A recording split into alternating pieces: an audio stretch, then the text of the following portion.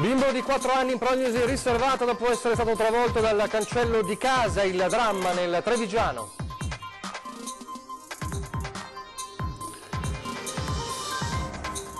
Indagini serrate per scoprire i responsabili dello scoppio davanti a un liceo di Vittorio Veneto, sale la tensione proprio nei giorni che precedono il raduno Trivento degli Alpini. Il cadavere probabilmente di un uomo affiora dalle acque del fiume Tagliamento a Bibbione, sul posto i carabinieri per ora aperte tutte le piste. Inchiesta sullo schianto in Trentino dell'utero leggero sul quale ha perso la vita l'istruttore trevigiano Riccardo Avi, malore e uccidimento del velivolo tra le cause. Intanto a Campolongo, tragedia spiorata con un Piper finito in un campo. Stasera alle 21:15 torna a ring la politica alle corde, sotto i riflettori anche le prime uscite del nuovo governo e del ministro dell'interno Salvini sui migranti. Stamane a Treviso intanto anche Giorgia Meloni. Clandestini e appartamenti sovraffollati, la polizia locale di Padova ha istituito una squadra di controllo apposita, i primi risultati fanno impressione. Dall'AFA ai temporali, la protezione civile del Veneto lancia l'allerta per le prossime ore fino alle 14 di domani, previsti forti rovesci. Telespettatori di Antena 3, buongiorno, ben trovati. La prima edizione del nostro telegiornale che si apre con la cronaca di un dramma che si è consumato ieri sera nel Trevigiano a San Fiore, un bimbo di 4 anni travolto dal cancello di casa e ora grave in ospedale. Il pianto disperato e le urla strazianti del piccolo di appena 4 anni hanno richiamato l'attenzione dei vicini di casa e della mamma accorsa subito. Si è capito immediatamente che la situazione era gravissima. Il piccolo, per motivi da accertare, è stato travolto dal cancello di casa mentre si stava chiudendo. Sul posto sono subito giunti i vigili del fuoco, i medici del 118 e le forze dell'ordine. Il piccolo è stato liberato dal cancello mentre nel giardino della casa di San Fior è atterrato subito l'elicottero del SUEM. Il piccolo è stato trasportato d'urgenza all'ospedale Cafoncello in gravissime condizioni. La prognosi è riservata. Il terribile incidente è avvenuto poco prima delle 19 di ieri mentre il bambino stava giocando in giardino. La dinamica ora al vaglio delle forze dell'ordine.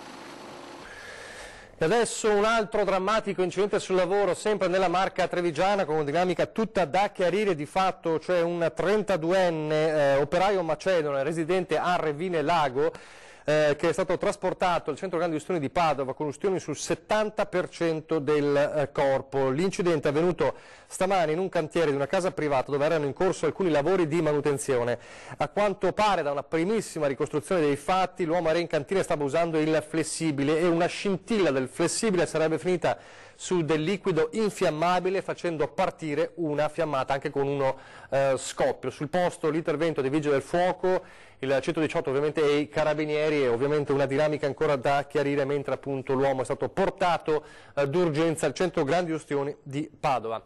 Restiamo sempre nella Marca trevigiana con la cronaca e con le indagini su quanto accaduto davanti a un liceo di Vittorio Veneto, una bomba a carta fatta scoppiare proprio davanti alla scuola con pesanti danneggiamenti.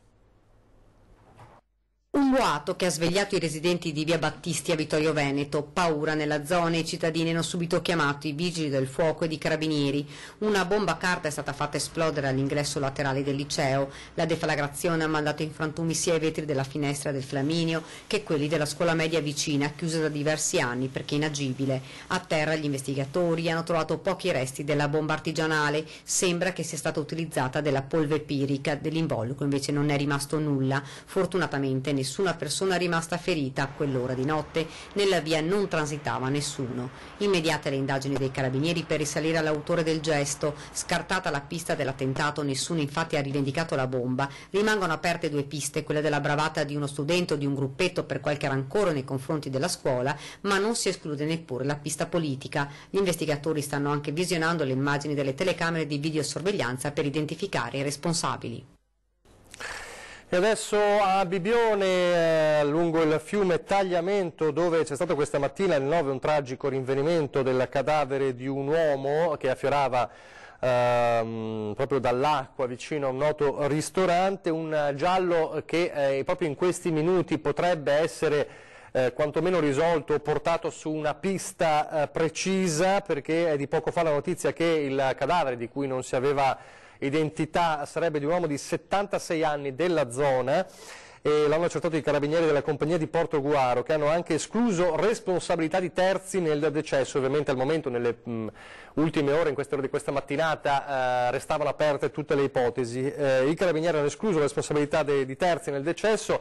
Da quanto si è appreso dalle testimonianze, l'anziano sarebbe caduto in acqua mentre pescava e soffriva da tempo di alcune patologie cardiache, quindi si suppone che sia rimasto vittima di un malore e si è consumata questa tragedia non lontano dal luogo del ritrovamento poi del cadavere. La procura di Pordenone ha dato il nulla osta alla rimozione della salma, che è stata ricomposta nel locale obitorio. E adesso l'inchiesta aperta per la tragedia avvenuta in Trentino con il ultraleggero, il Cessna, a bordo del quale volava l'istruttore trevigiano Riccardo Avi e un'allieva. La tragedia con il velivolo che è precipitato, l'uomo come sapete è morto, lei operata è grave ma stabile. Sarà la Procura della Repubblica di Trento a dover far luce sull'incidente costato la vita sabato mattina a Riccardo Avi, 69 anni, di Trevignano, istruttore di volo dell'Aeroclub di Treviso, precipitato con un Cessna 152 sul Monte Croce nel Trentino nord-orientale a un'altitudine di circa 2100 metri. L'allieva che era con lui, Tania Kofler, 30 anni, di Lana, è ricoverata in condizioni molto serie all'ospedale di Bolzano. I medici l'hanno già sottoposta a un delicato intervento chirurgico e per la sua ripresa dimostrano un cauto ottimismo. Per l'Aeroclub di San Giuseppe, già provato nel settembre 2016 dall'incidente in Macedonia in cui persero la vita 5 persone, l'ennesimo lutto. I resti del Cessna sono stati posti sotto sequestro. Al vaglio degli inquirenti 2 ipotesi per spiegare lo schianto di sabato: un improvviso calo di potenza del velivolo oppure la perdita di controllo da parte del pilota dovuta a un malore. A Campolongo Maggiore si è rischiata anche purtroppo un'altra tragedia simile. Fortunatamente il pilota del Piper, precipitato su un campo di mais nella frazione di Boyon, se l'è cavata con ferite certamente serie ma vivo. Ci racconta quanto accaduto a Campolongo Maggiore Tiziana Bolognani in diretta telefonica. Tiziana. Sì, buongiorno da Venezia. Come dicevate da studio, Remigio Ferrara è miracolosamente sopravvissuto allo schianto del suo ultraleggero. L'uomo, che ha 69 anni ed è di Noventa Padovana, è ricoverato in gravi condizioni all'ospedale dell'Angelo di Mestre. L'incidente è accaduto ieri pomeriggio attorno alle 3:30 a Boyon di Campolongo Maggiore. L'ultraleggero stava volando da est a ovest ed era partito da un campo di volo distante solo qualche chilometro, da dove poi è precipitato planando in mezzo a un campo di mais. I primi a soccorrere il pilota sono stati i residenti che hanno visto cadere il piccolo aereo e subito dopo in zona sono arrivati i vigili del fuoco di Mira e di Piave di Sacco, i carabinieri di Vigonovo e di Campagna Lupi e il 118 dall'ospedale di Dolo. L'elicottero del SUEM di Padova ha trasportato l'uomo all'ospedale, dove dopo i primi accertamenti è stato sottoposto ad un intervento chirurgico, ricoverato in prognosi riservata. L'ultraleggero è stato posto sotto sequestro dalla magistratura e le indagini in corso dovranno chiarire se a causare l'incidente sia stato un guasto tecnico o un malore del pilota durante il volo. È tutto da Venezia, a voi. Grazie a Tiziana Bolognani. Adesso parliamo della politica, parliamo della visita 2 giorni fa di Matteo Salvini a Treviso, e un Salvini che da neo ministro dell'Interno ha subito puntato l'attenzione sulla questione migranti, anche con dichiarazioni polemiche. Intanto questa mattina, sempre a Treviso, c'è anche Giorgia Meloni.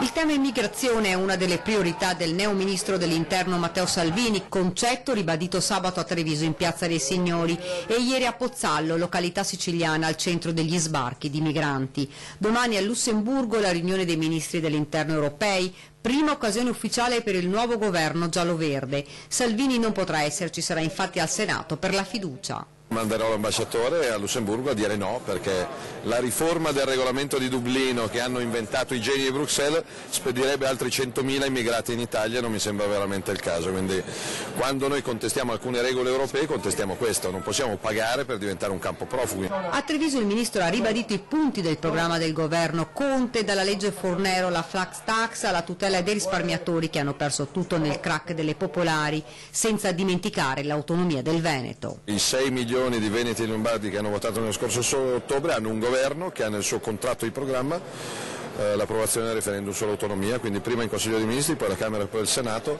Da leghista, da autonomista, da federalista sarebbe il coronamento di 30 anni di percorso e di battaglia. Ma tornando alla questione immigrazione, il Ministro dell'Interno chiede un po' di tempo per studiare le carte sulla sua scrivania, una questione nazionale che diventa questione locale e così inevitabile un riferimento alla caserma Serena. Mi chiedevo la caserma Serena, ne parlavo col Ministro, vediamo, non c'è il Ministro.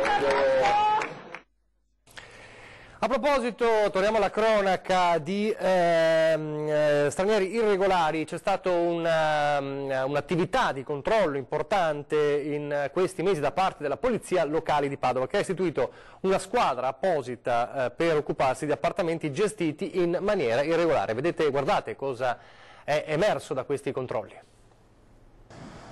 Bilancio dei primi mesi di attività per il nucleo conflitti abitativi, una squadra della polizia locale costituita da agenti che ricevono le segnalazioni dei cittadini, verificano le situazioni di difficile convivenza nei condomini, si confrontano con gli amministratori e cercano le opportune soluzioni. Evidentemente vengono effettuati anche controlli e così ecco il bilancio: 200 interventi nei confronti di prostitute, spacciatori e stranieri irregolari e 100 clandestini individuati, ovvero stranieri senza documenti, ospitati in cambio di 20-30 euro a notte. 127 le sanzioni per sovraffollamento con appartamenti trasformati illegalmente in dormitori, 4 le abitazioni sequestrate.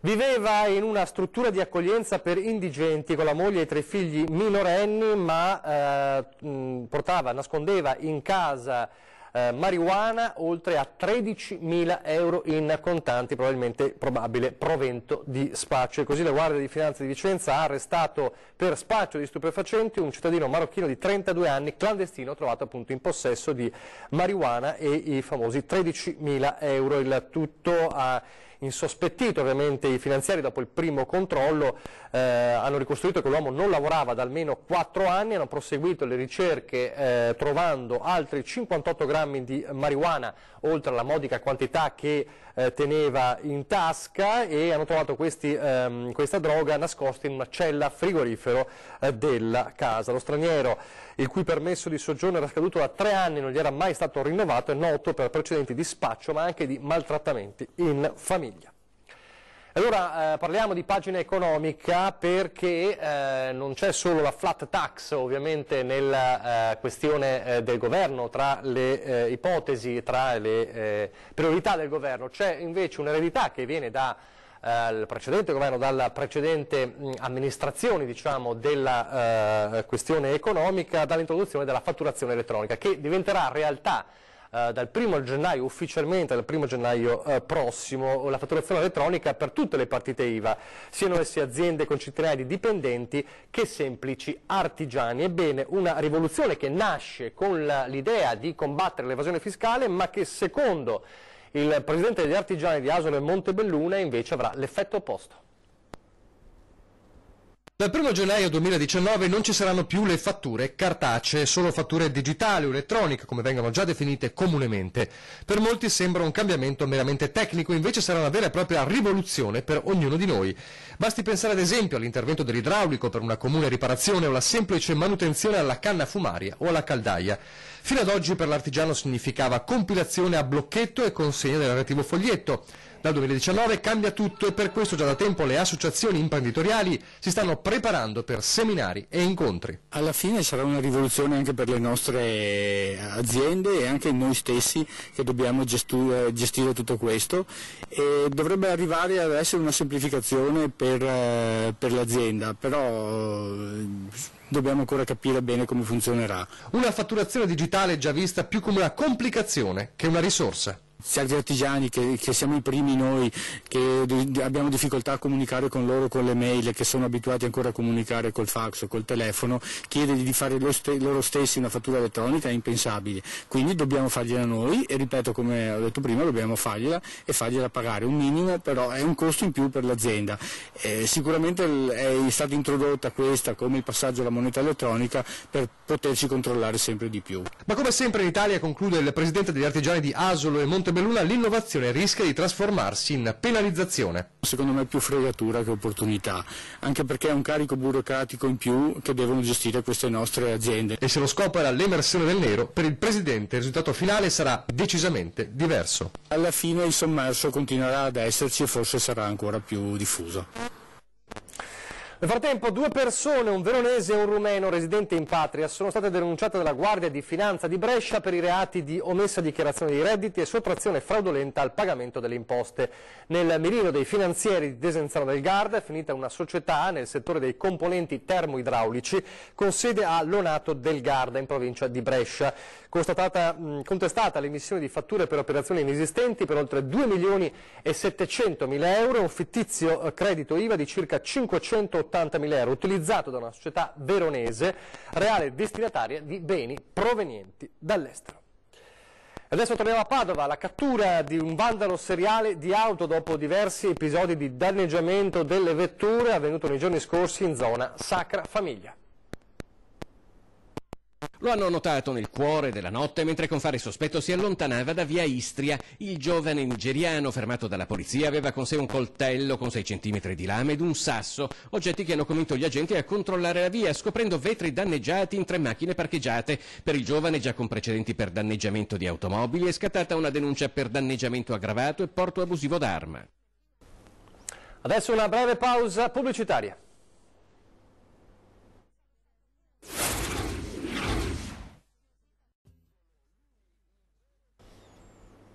Rieccoci in studio, in diretta, parliamo del tempo adesso con l'AFA di queste ore, delle ultime ore, che potrebbe lasciare lo spazio nelle prossime a temporali anche forti. C'è uno stato di attenzione in Veneto per temporali dalla mezzanotte di oggi fino alle 14 di domani. È la nota del centro funzionale decentrato della Regione del Veneto della Protezione Civile che ha dichiarato possibili situazioni di criticità idrogeologica dovuta a precipitazioni sparse a prevalente carattere di rovescio o a temporali localmente anche forti. Come dicevamo, fino alle 14 di domani resta lo stato di allarme da riconfigurare a livello locale in fase di preallarme a seconda dell'intensità dei fenomeni e riguarda tutti i bacini idrografici del Veneto.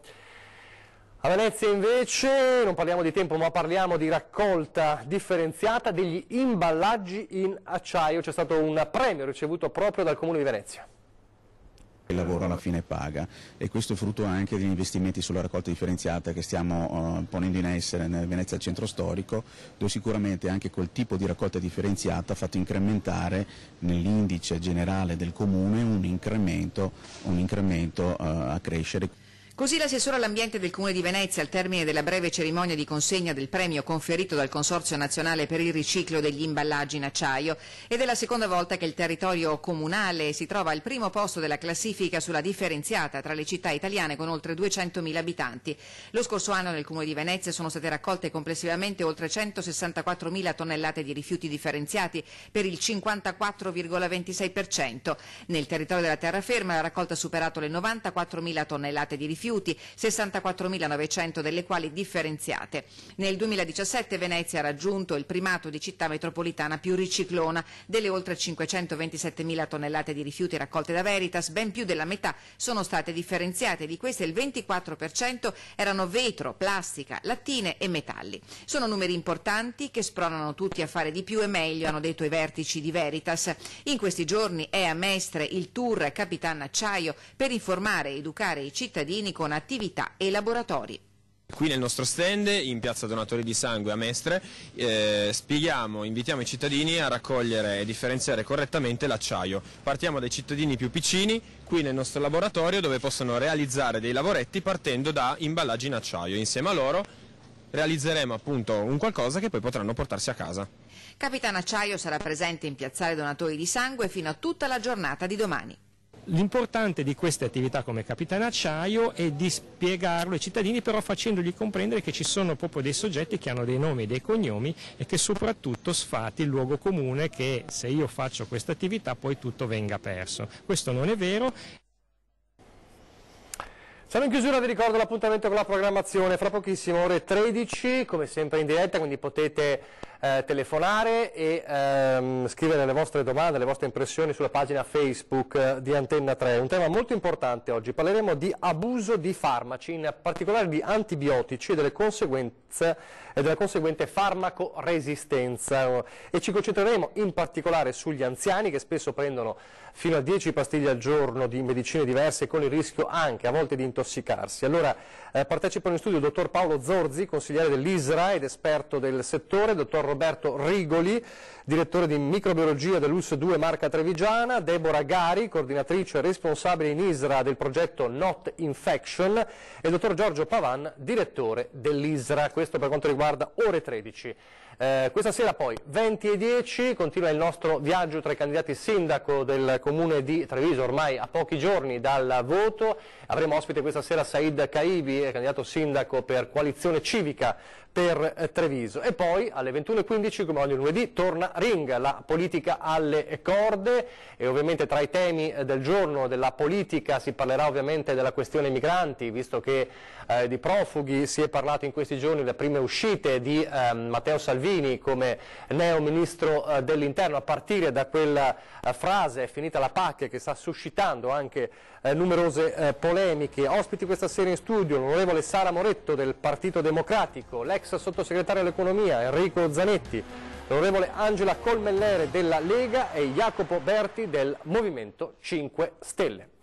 È davvero tutto, vi lascio alle previsioni del tempo, grazie per averci seguito e arrivederci.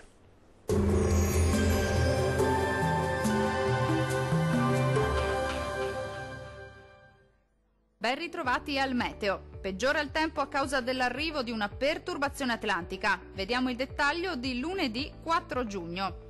Sul Veneto sarà spiccatamente instabile, con molte nubi e anche con qualche rovescio temporale a carattere sparso, ma piuttosto frequente. Qualche spazio soleggiato in più sarà possibile sulle aree costiere. Temperature minime tra 17 e 20 gradi. Valori massimi compresi invece tra 24 e 27 gradi circa. Spostiamoci ora a vedere che tempo farà sul Friuli Venezia Giulia. Anche sulla nostra regione sarà instabile, con qualche piovasco sparso, possibile un po' ovunque, ma con ampie schiarite soleggiate, specie sulle coste. Migliorerà ovunque già entro la serata. Temperature minime tra 17 e 20 gradi. Valori massimi compresi invece tra 26 e 29 gradi circa. Non cambia di molto la previsione sul Trentino Alto Adige, dove sarà buono al mattino, ma col passare delle ore si accenderà l'instabilità, con temporali piuttosto frequenti sul territorio regionale. Fenomeni in cessazione comunque entro la serata. Le temperature minime si attesteranno intorno ai 15 gradi. Le massime oscilleranno invece tra 26 e 27 gradi circa. Dal meteo di Antenna 3 per ora è tutto. Arrivederci.